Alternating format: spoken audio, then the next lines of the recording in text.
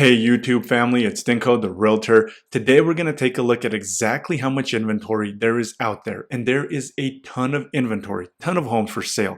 I have the data. I know there's a lot of information circulating out there that inventory levels are the lowest inventory that we've ever seen. And that's just a flat out lie. I'm going to show you that we have a ton of inventory out there because that inventory, that fear mongering, just don't fall for it. I'm going to show it for you.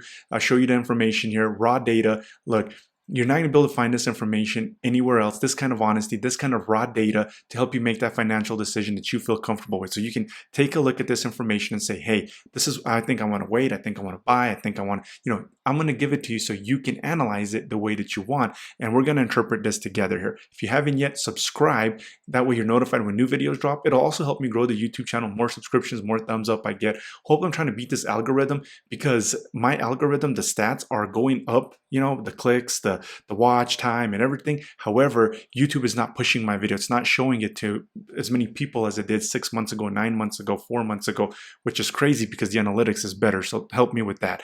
I want to show y'all how much inventory. Okay. If we take a look here to the top left, that's 2019, right? So if we take a look at 2019, over here is 2022, and let me unhide 2023. Well, look at October right here. If we take a look at October, there was 9,700 units in 2019. We have 9,500 units in October, and we're only in the middle of October. So that inventory is going to only go up as there's less buyers buying homes, more inventory hitting the market here in October. And if we take a look at last year, there was 10,222. Am I blocking any of the data? No, I'm not. Okay, cool.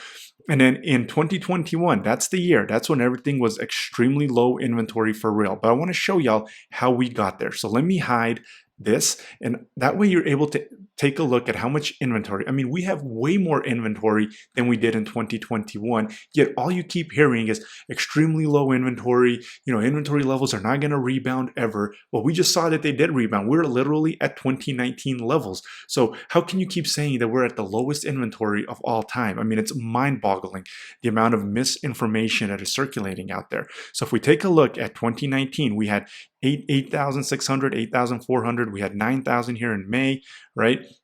And then we had all the way up to 9,900 in August and 9,800 in September. So inventory levels in 2019. Now, if we take a look at 2020, right, this is when COVID was just starting to circulate, and people weren't putting their homes on the market as much as they were in 2019. Well, in April and May, we had the lockdowns. So we had the lockdowns. A lot of people weren't buying homes. A lot of people got laid off, and the mills stopped making wood. Builders stopped building houses, and inventory levels just stagnated, right? And then when things opened up in June, the economy recovered much quicker than anybody anticipated, and homes started flying off the market, but yet the inventory was just dwindling down, right? So look how it set it up right here. In December, there was 2,919 units. So let me remove all of that yellow. We saw inventory was shrinking. Now let me unhide 2021. Whoop, I did not mean to hide that. I meant to unhide it. And let me hide these. There we go. So if we unhide 2021 data and we analyze it, well, in January, we had 2,382 units compared to a normal year of 8,640, right? The last normal year of 2019. Well, that is definitely low inventory. And when you're having 4,000 plus buyers buying homes, you see why there was extreme bidding wars here. Well, what happened in, at the end of 2021, we see here at the end of summer, things started slowing down. You can actually go and find articles saying, hey, the housing market is stabilizing, prices are dropping in certain parts, certain month, prices are actually negative than the previous month. And then things started going crazy again. Well, what did we have to make that happen? Well, right here, we had the Omicron variant come out. There was talks about lockdowns again. And then wood prices skyrocketed just like they did in 2021 after those lockdowns. So wood prices dropped as we saw this inventory going up. Homes weren't flying off the shelf that quickly anymore, but then things changed because the Omicron variant, the fear was being put out there again, and the wood prices started skyrocketing. Now, let me just show y'all what's going on with 2022. and 2023. So I'm not going to hide any more of the data. You're just going to have to follow along. And if you're having any questions, don't hesitate to call. I have people doing that all the time. They want stuff that's kind of specific to them. And, I'm here to help you out. Contact information is down below. If you're looking to buy now, later, if you're looking to sell, nobody understands the market better than I do. Nobody has the raw data like I do. And I'm going to share that with you. So that way, whatever you're trying to accomplish, you have the data and it's not the fear of missing out. You're actually able to analyze and say, okay, this is a possibility. This is a possibility. I feel okay with this based on my timeline, my scenarios, what I'm willing to do, what I'm not willing to do. And I'm going to keep providing that. I'm going to keep providing that as this thing unfolds into 2024. So subscribe, hit that like button, help me get past this algorithm that has just put some handcuffs on me and is not pushing this video out anymore. Like I said, my analytics is actually better than it was 6 and 9 months ago, yet I'm not getting those views. I'm not getting the 500 views, the 1,000 and 2,000 views that I was getting on videos where the analytics was lower. So the algorithm, the YouTube algorithm is literally fighting against me, not trying to push this data, not trying to show this data to people, the truth. We want the people to see the truth, to have the truth, so that they don't have the fear that's making them make these decisions. So if we take a look at 2022, right, look at the inventory levels. They were actually lower than they were in 2021. So right here, what we see in December, the 2,572 units, I saw inventory going up and then I saw inventory going down right here. So all of my buyers that I was working with at the end of 2021, I was telling them, hey, at the beginning of 2022, it's going to be just as crazy as at the beginning of 2021, if not even crazier, based on the numbers that I follow. Some buyers listened, some buyers didn't listen, and the buyers that didn't listen, I remember this one couple, they were having an awful time buying a home at the beginning of January. Well, they hit me up, it was like January 12th, and the wife was like, oh my gosh, are any of the houses available that we saw in December? Are any of them available? And I said, not a single one of them. And it took us another 2 months to get a house under contract, and they paid much, much higher for that house. And I told them, I said, look, right now, the market is going to fix its, we're going to see these prices pull back. I don't know when it's going to do that. And this information, even before my YouTube channel was out there, I was giving this information. That's why I created that first YouTube video. I believe it was June of 2022. You can go back and watch my oldest video. And I literally laid out what's going on right now. I literally laid out these predictions per se, because it was just the numbers. All I do is follow the numbers, the economy, the data, the local microeconomics, the macroeconomics on a national level, on an international level, worldwide. I follow all of that and I follow these numbers. And look, I don't have a crystal ball, but I can follow numbers. And as long as you follow numbers, life doesn't give you what you want. It gives you options. And based on those options, you got to make a decision you feel comfortable with. So if we take a look right here, we see what was going on with that inventory. Well, then inventory all of a sudden started going up and up at the beginning, the first half of 2022. And right here in May, it ended up, let me actually, because I highlighted June. So right here in May is when the market peaked.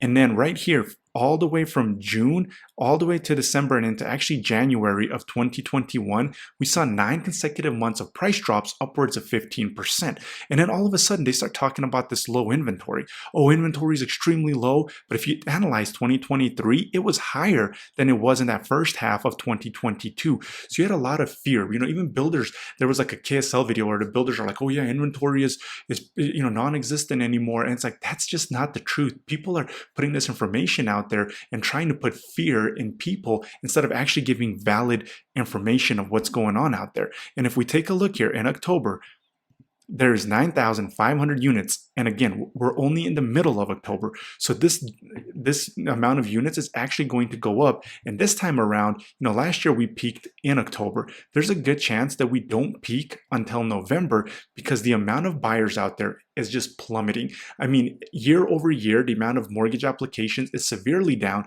And yet the mortgage applications in the second half of 2022 were severely down from 2021. So if you compare the level of the amount of buyers that are applying for mortgages in 2023 to 2021, they've just fallen off a cliff. The demand is just not there. And I'm going to show you that right down here. So if we analyze September.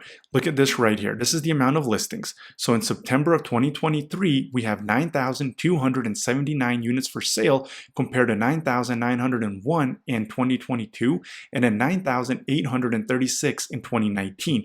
So if we're resembling the amount of inventory that we had in 2019, how can inventory levels still be historically low? Look, I get it. Nationwide, that might be the case. We might still be a little bit lower than what we were in 2019. However, locally, right here in the greater Salt Lake area, the Wasatch Front, that is absolutely not the truth. So the amount of souls, this is the demand over here. So let me actually remove that. This is the demand. We see how much lower the demand is right now than it was in 2022 and 2019. In 2019, right there, we had 4,197 buyers buy a home. In 2022, we had 3,614. In 2023 September, we only had 2,808 buyers buy a home. That just shows you that demand has plummeted, and you have supply and demand. So even though you have the same amount of supply, the demand is much lower, which actually gives you even more inventory, because right now we have 3.3 months of inventory. So if no house got listed, no seller, no builder put another house on the market because of this demand over here of 2,800, it would take 3.3 months for that inventory to hit zero. Well, in 2022, that was 2.7 months. And in September of 2019, that was 2.3 months.